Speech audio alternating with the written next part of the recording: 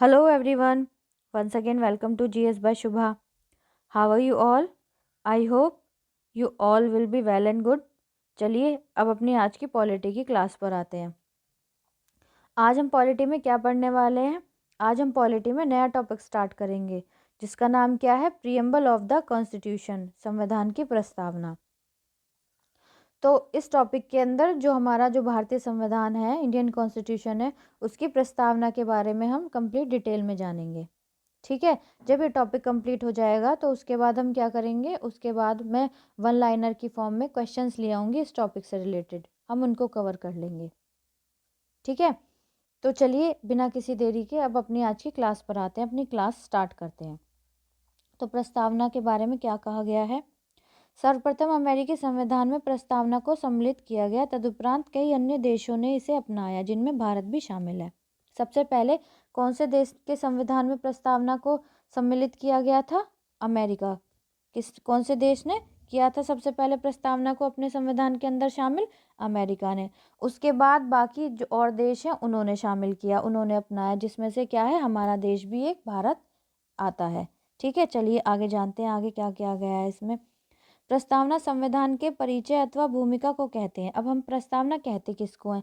जो प्रस्तावना है, प्रस्तावना जो है वो क्या है? संविधान का परिचय, मतलब हमारा जो संविधान है उसको परिचित करती है। अगर हम प्रस्तावना को पढ़ लेंगे तो हमें ये समझ आ जाएगा कि हमारे संविधान के अंदर क्या क्या चीज़ें हैं, हमारा संविधान किस रूप में बनाया गया है। या फिर हम क्या कह सकते हैं, इसको भूमिका भी कह सकते हैं संविधान की। इसमें संविधान का सार होता है। जो प्रस्तावना होती है उसके अंदर क्या होता है? संविधान का क्या होता है? सार होता है। प्रख्यात न्यायविद व संवैधानिक विशेषज्ञ N.A. पालकीवाला ने प्रस्तावना को संविधान का परिचय पत्र कहा है। अब एक प्रख्यात कौन है? न्यायविद हैं, या फिर हम उनको संविधान विशेषज्ञ भी कह सकते हैं, जिनका क्या नाम है? जिनका नाम है N.A. पालकीवाला। तो उन्होंने प्रस्तावना को क्या कहा है?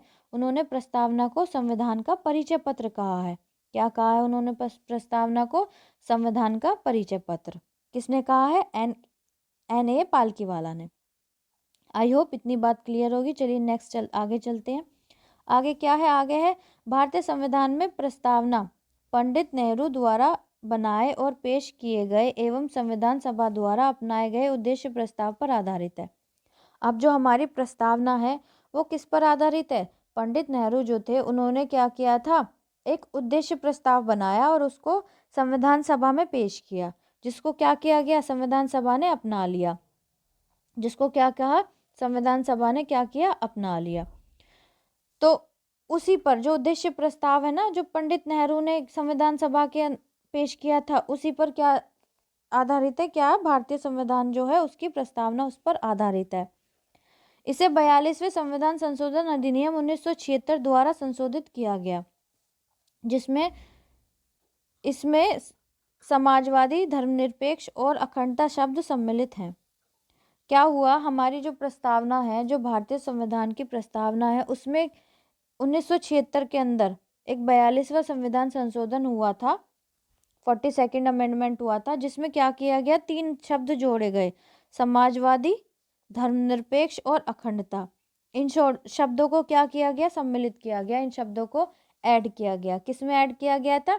जो भारतीय संविधान है उसकी जो प्रस्तावना है, उसका जो प्रीएम्बल है। आगे चलते हैं नेक्स्ट। आगे क्या बताया गया है? आगे बताया गया है कि जो संविधान की प्रस्तावना है उसकी विषय वस्तु कैसी है। संविधान की जो प्रस्तावना है उसकी विषय वस्तु के बारे में कहा गया, उसकी विषय वस्तु के बारे में बताया गया है।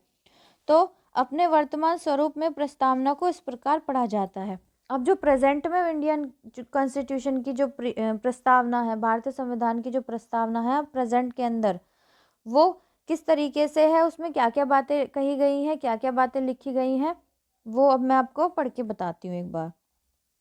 उसमें कहा गया है, हम भारत के लोग भारत को एक संपूर्ण प्रभुत्व संपन्न समाजवादी धर्मनिरपेक्ष लोकतांत्रिक गणराज्य बनाने के लिए और इसके समस्त नागरिकों को सामाजिक, आर्थिक और राजनीतिक न्याय, विचार, अभिव्यक्ति, धर्म, विश्वास व उपासना की स्वतंत्रता, प्रतिष्ठा और अवसर की समानता प्राप्त करने के लिए तथा व्यक्ति की गरिमा और राष्ट्र की एकता तथा अखंडता को सुनिश्चित करने वाला बंधुत्व बढ़ाने के लिए दृढ़ संकल्पित होकर अपने इस संविधान सभा में आज दिनांक 26 नवंबर 1949 को तदत द्वारा इस संविधान को अंगीकृत, अधिनियमित और आत्मार्पित करते हैं। ये मैंने आपको पढ़ के बता दिया हमारी प्रस्तावना के अंदर क्या है।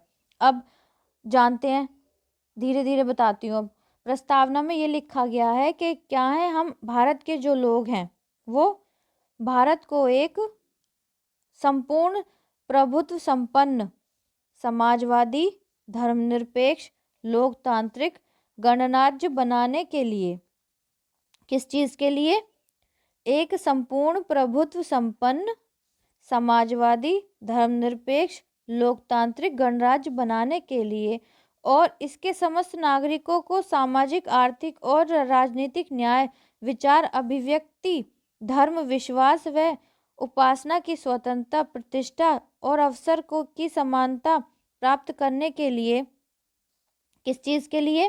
कि इस भारत के अंदर इसके जो समस्त नागरिक हैं, सारे नागरिक हैं, उनको सामाजिक, आर्थिक और राजनीतिक न्याय, विचार की अभिव्यक्ति, मतलब सब अपने विचार रख सकते हैं, सबको अपने विचार रखने की अभिव्यक्ति है। धर्म, विश्वास व उपासना की स्वतंत्रता, मतलब भारत के लोग किसी भी धर्म को अपना सकते हैं, किसी भी प्रकार से उपासना कर सकते हैं, पूजा कर सकते हैं। प्रतिष्ठा और अवसर की समानता, मतलब सबको समान अवसर दिए जाएंगे भारत के अंदर प्राप्त करने के लिए, तथा व्यक्ति की गरिमा, किसी भी व्यक्ति की गरिमा को ठेस नहीं पहुंचाया जाएगा, और राष्ट्र की एकता तथा अखंडता सुनिश्चित करने वाला। साथ ही साथ क्या है कि जो राष्ट्र की एकता है और अखंडता है उसको हम बनाए रखेंगे। बंधुत्व बढ़ाने के लिए दृढ़ संकल्पित होकर अपने इस संविधान सभा में आज दिनांक 26 नवंबर 1949 को एतद द्वारा इस संविधान को अंगीकृत, अधिनियमित और आत्मार्पित करते हैं।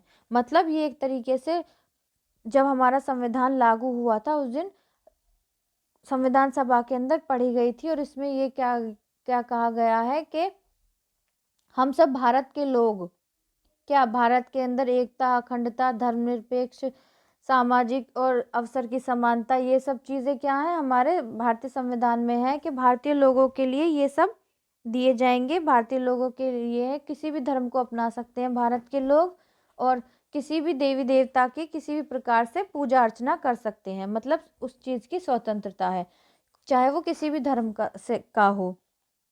तो साथ ही साथ उसमें क्या कहा गया है कि हम संकल्पित होकर, मतलब हम कसम खाते हैं, संकल्प लेते हैं कि कौन सी जो संविधान सभा है कौन से दिन की है, वो 26 नवंबर 1949 को, कि हम क्या है इसको अपनाते हैं, अपनी प्रस्तावना को अंगीकृत करते हैं और आत्मा अर्पित करते हैं, मतलब अपनी आत्मा को अर्पित कर रहे हैं। हम किसको अर्पित कर रहे हैं? जो भारतीय संविधान के अंदर जो प्रस्तावना है उसको हम अपनी आत्मा को अर्पित कर रहे हैं। हमारी संविधान जो है, भारतीय संविधान, उसकी प्रस्तावना में ये सब बातें कही गई हैं। ठीक है, चलिए, आई होप इतनी बात आपको क्लियर होगी। नेक्स्ट देखते हैं, आगे चलते हैं, आगे क्या कहा गया है। आगे आता है कि जो हमारी प्रस्तावना है, जो भारतीय संविधान की जो प्रस्तावना है, उसके तत्व क्या है? प्रस्तावना के तत्व, प्रस्तावना के 4 मूल तत्व हैं। जो भारतीय संविधान की प्रस्तावना है, जो इंडियन कॉन्स्टिट्यूशन के जो प्रीएम्बल है, उसके 4 मूल तत्व हैं। 4 मूल तत्व क्या क्या हैं? सबसे पहले आता है संविधान के आधार का स्रोत। प्रस्तावना के अंदर जो प्रस्तावना है वो क्या कह रही है कि जो संविधान है उसके आधार का स्रोत क्या है, हमारा जो भारतीय संविधान है उसके आधार का स्रोत क्या है। प्रस्तावना कहती है कि संविधान भारत के लोगों से शक्ति अधिग्रहित करता है। प्रस्तावना क्या बता रही है? जो भारतीय संविधान की प्रस्तावना है वो यह कह रही है कि जो संविधान है वो क्या है, वो भारत के जो लोग हैं उससे क्या कर रहा है? शक्ति अधिग्रहित कर रहा है। क्या कर रहा है? जो भारतीय संविधान है भारत के लोगों से ही शक्ति अधिग्रहित कर रहा है या करता है। ठीक है, चलिए नेक्स्ट देखते हैं। नेक्स्ट क्या है? भारत की प्रकृति। अब प्रस्तावना के अंदर, प्रियम्बल के अंदर भारत की प्रकृति किस रूप में है? तो जो प्रस्तावना है यह घोषणा करती है कि भारत एक संप्रभु, समाजवादी, धर्मनिरपेक्ष, लोकतांत्रिक व गणतांत्रिक राज्य व्यवस्था वाला देश है। भारत कैसा देश है? गणतांत्रिक राज्य व्यवस्था वाला देश है। अब भारत की जो प्रकृति है, जो भारत का नेचर है, भारत किस तरीके से, भारत का एक तरीके से स्वरूप प्रस्तावना के अंदर बताया गया है। तो प्रस्तावना क्या बताती है? प्रस्तावना ये घोषणा करती है, प्रस्तावना ये बताती है कि जो भारत है एक संप्रभु, क्या है? संप्रभु, समाजवादी, धर्मनिरपेक्ष, लोकतांत्रिक व गणतांत्रिक राज्य व्यवस्था वाला देश है। ठीक है, कैसा देश है भारत? लोकतांत्रिक व गणतांत्रिक राज्य व्यवस्था वाला देश है। तो ये इसका दूसरा तत्व हो गया, किसका? प्रस्तावना का। इसके अगले तत्व के बारे में जानते हैं। संविधान का उद्देश्य के जो उद्देश्य हैं, संविधान के प्रस्तावना बता रही है जो संविधान का उद्देश्य है वो क्या क्या उद्देश्य है, किस रूप में संविधान बनाया गया है, संविधान का एग्जैक्ट उद्देश्य क्या है।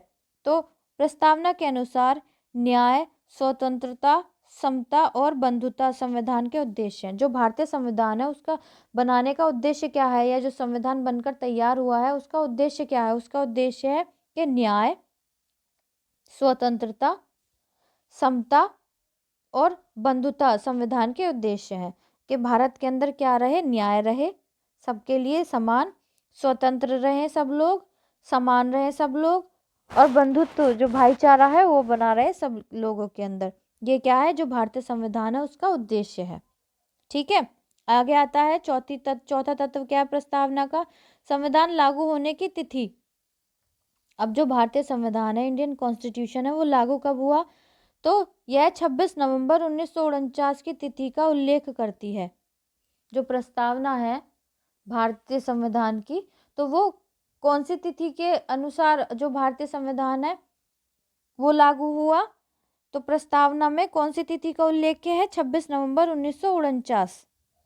कौन सी तिथि का? 26 नवंबर 1949 की तिथि का उल्लेख है। भारत की जो संविधान की प्रस्तावना है वह उल्लेख करती है कि हमारा जो संविधान है, भारतीय संविधान है, वो कब, कौन सी डेट से लागू हुआ है? 26 नवंबर 1949 से लागू हुआ है।